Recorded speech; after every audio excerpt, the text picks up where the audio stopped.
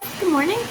I'm going to do this video in two parts just because it's quicker, easier to upload smaller videos. Okay, so today we are going to talk about polynomials. Poly, you guys have heard of poly in other classes, polytheistic, but poly just means many, okay? So the definition of polynomials is an expression consisting of many terms. Okay, so we're going to have a bunch of different terms.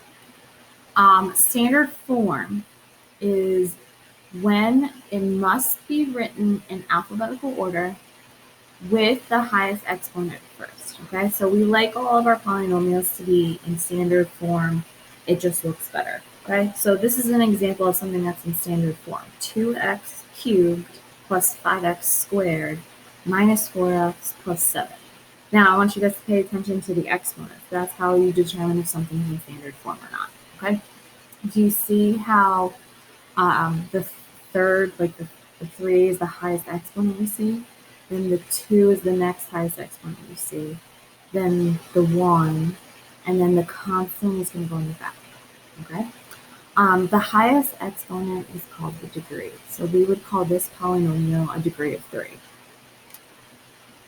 Next, so this is just an example. Here's an example of a polynomial because there's many terms. I'm going to reorder it so that it's in standard form. So I want to look for the highest exponent we see. So I hope you guys all agree the highest exponent I see is this one, which it says x cubed. So this whole term I'm going to put out in front because it's the highest.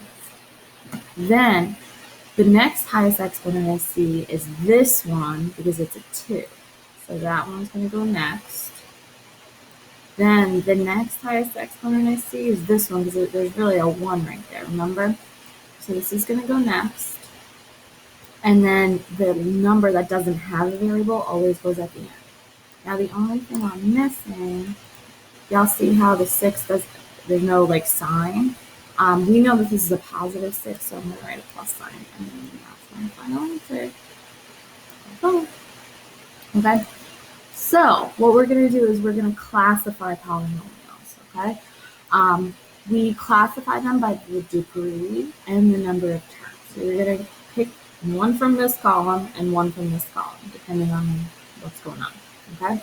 So the first example, I just have the number 7. So does everybody see how that there's no variable, right? So that means the degree is 0 because it would be x to the 0 power. So this means we're going to call this a constant.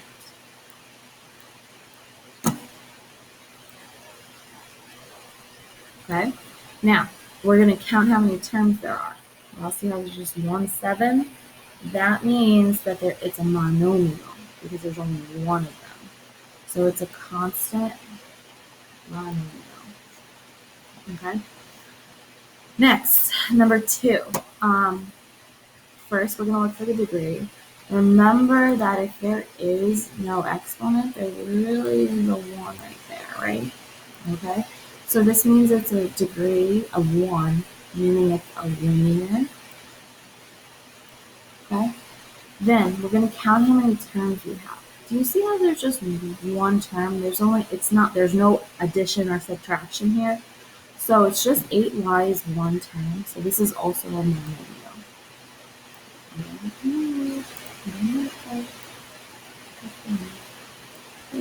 Okay. Let's look at number 3.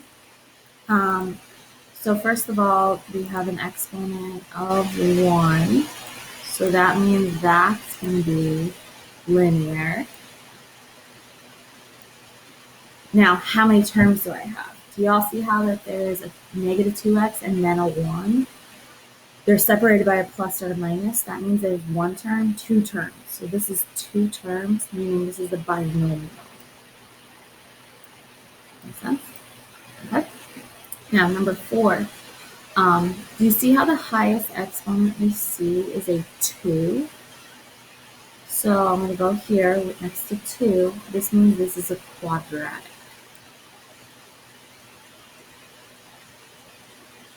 Okay. Next, let's count how many terms there are. There's 1 term, 2 term, 3 terms, so that means it's a trinomial. It makes sense, like a principal, right? Trinomial. And then the last example, do you see how the highest exponent is a 3? That means this is a cubic function. So it's definitely cubic. And how many terms do I have? I just have 5x cubed, and then I have a negative 2x. So that's only 2. So this is a cubic. Okay. And that is the end of our first video. Stay tuned for part 2.